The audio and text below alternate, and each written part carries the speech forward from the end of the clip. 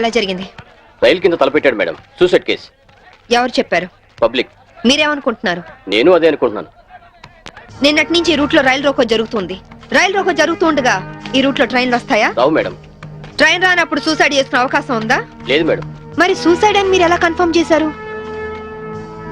చేతిలో లాఠీ ఉంటే సరిపోదు, తల్లో బ్రెయిన్ ఉండాలి.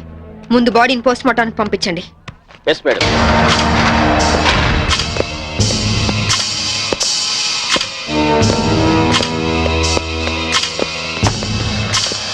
మర్డర్ ఏ టైం జరిగి ఉండొచ్చు? నిన్న ఉదయం 11 గంటల ప్రాంతంలో జరిగి ఉండొచ్చు మేడం.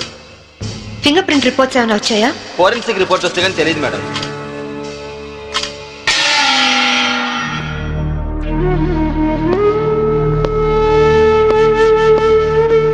నమస్తే అమ్మా, నా పేరు సాంబవి. మీ ఆయన కేసు ఇన్వెస్టిగేట్ చేయడానికి వచ్చాను. మీరు నాకు సహకరించాలి.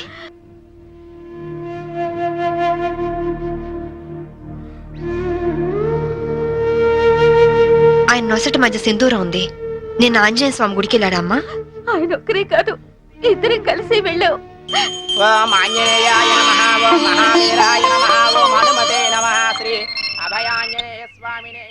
Hello, good morning sir. అరగంట తర్వాత వాళ్ళ ఇంట్లో సప్లై ఉండదు సార్. వెంటనే వస్తానని చెప్పి వెళ్ళిన ఆయన ఇలా శాశ్వతంగా వెళ్ళిపోతారని నేను అనుకోలేదు. ఒక్కదాన్ని ఇంటికి వచ్చింది నేను. ఇలా జీవితాంతం ఒంటరిగా ఉండిపోవాల్సి వస్తుందని నేను ఊహించలేదు. బాధపడకండి, కానీ మీ నాతో ఒకసారి గుడికి రావాలి. అక్కడ ఏమైనా ఎవిడెన్స్ దొరుకుతుందేమో చూద్దాం. అలాగే.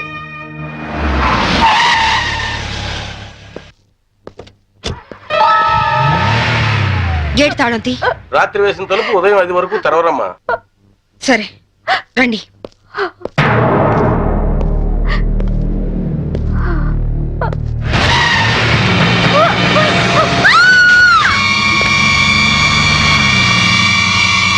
చూడండి చూడండి చూడండి, అమాయకురాలు ఆయన ఆవిడని చంపడానికి నీకు మనసు ఎలా వచ్చింది? నువ్వు మనిషివా పశువా? నీలాంటి వాడిని కోర్టు తీసుకెళ్లి శిక్షించడం కాదు, పబ్లిక్ గా ఉరి తీసి చంపాలి. తీసుకురండి. Yes madam.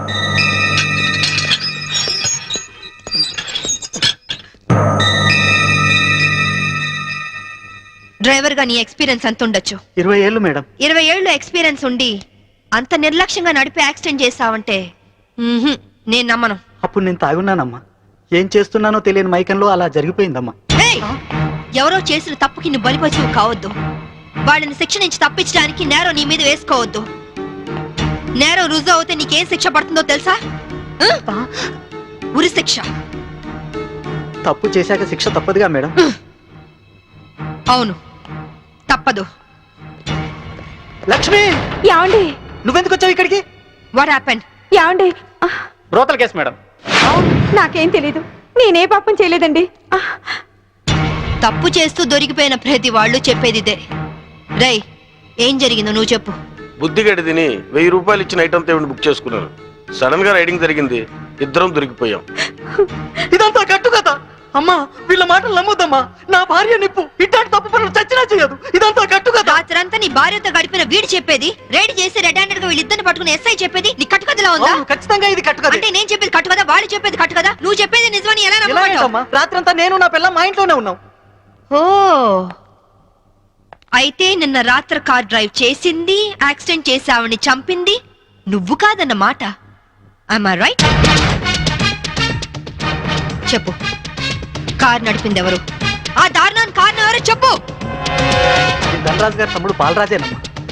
నేను యాక్సిడెంట్ చేసిన ఒప్పుకుంటే లక్షిస్తామన్నా, లేకపోతే నన్ను నా భార్యను చంపేస్తామని బెదిరించారమ్మా. నీ ప్రాణానికి వచ్చిన భయమేం లేదు. ఇక్కడ చెప్పిందే రేపు కోర్టులో చెప్పాలి.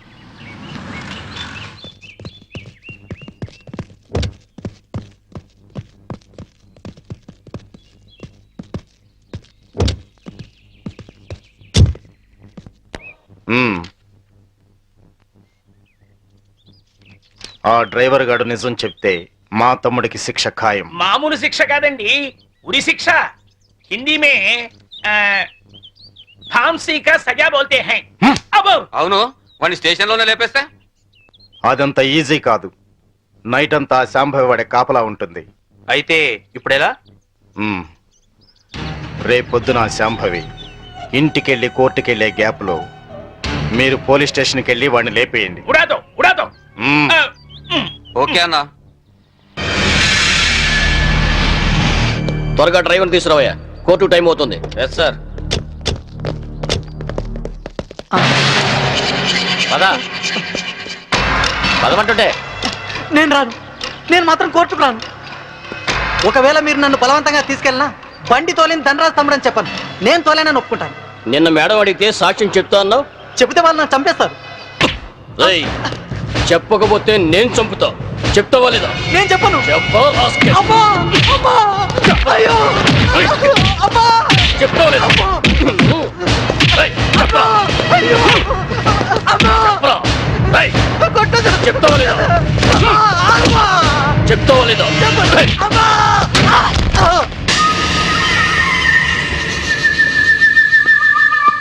ఎలా ఉన్నాడు? దెబ్బ తగలరాని చోట తగిలినట్టుంది సార్. చనిపోయాడు. చచ్చిపోయాడా? అవును సార్. అన్న సిఏ డ్రైవర్ గారిని కోర్టులో సాక్ష్యం చెప్పమని కొడితే వాడు చచ్చాడు. అలాగే అన్న.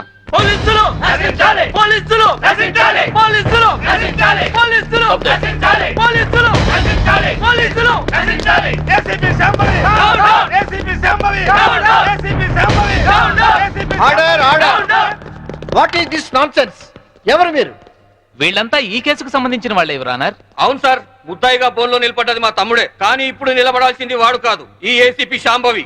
ఏమైంది? ఎలా జరిగింది? ఐఎమ్ సారీ మేడం, అనుకోకుండా జరిగిపోయింది.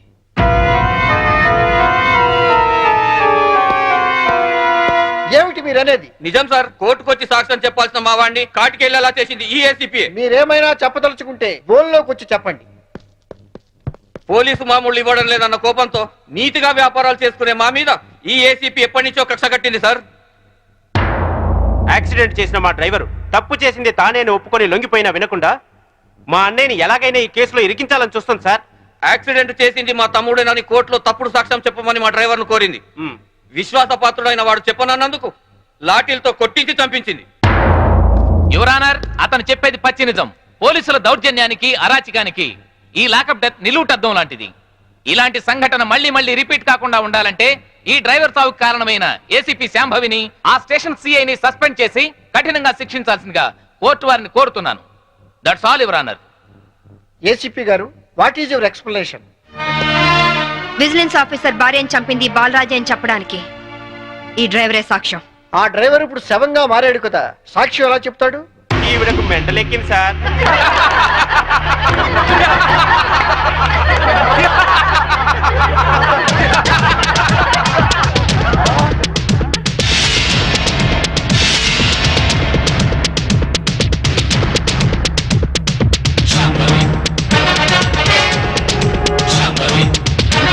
చచ్చాడనుకున్న డ్రైవరు బతికి లేచినందుకు షాక్ అయినట్టున్నారు. మీ మొహాల మీద నీళ్లు కొట్టించాలా లేక మిమ్మల్ని కూడా జైల్లో పెట్టించాలా? మిసెస్ శాంభవి, ఏమిటిదంతా? 1 minute యువర్ ఆనర్. ఇన్స్పెక్టర్, జరిగింది చెప్పండి. Yes madam. Your honour, driver ను కోర్టుకు తీసుకొస్తుంటే వీళ్ళందరూ అతని చంపాలని కోర్టు బయట కాపు కాశారు. అది పసిగట్టి నేను మేడం గారికి ఫోన్ చేశాను. మేడం గారు ఈ డ్రామా అంతా ఆడమని ప్లాన్ చేశారు యువర్ ఆనర్. లేకపోతే వీళ్ళు నన్ను నిలువునా చంపేసే వాళ్ళయ్యా. ఆఫీసర్ భార్యని యాక్సిడెంట్ చేసి చంపేసింది ఈ బాలరాజే. వీడు చెప్పేది అబద్ధం సార్. యువర్ ఆనర్, నిజాలు తేల్చాల్సింది న్యాయస్థానం. విజిలెన్స్ ఆఫీసర్ భార్య ప్రాణాలు తీసిన ఇతన్ని కఠినంగా శిక్షించవలసిందిగా కోర్టు వారిని కోరుతున్నాను. That's all your honour. Driver Kanakarao సాక్ష్యాన్ని ఆధారంగా చేసుకుని విజిలెన్స్ ఆఫీసర్ భార్యను చంపింది బాలరాజనేని కోర్టు వారు నమ్ముతూ సెక్షన్ 302 ప్రకారం నిందితుడికి యావజ్జీవ కారాగార శిక్ష విధించడమైనది.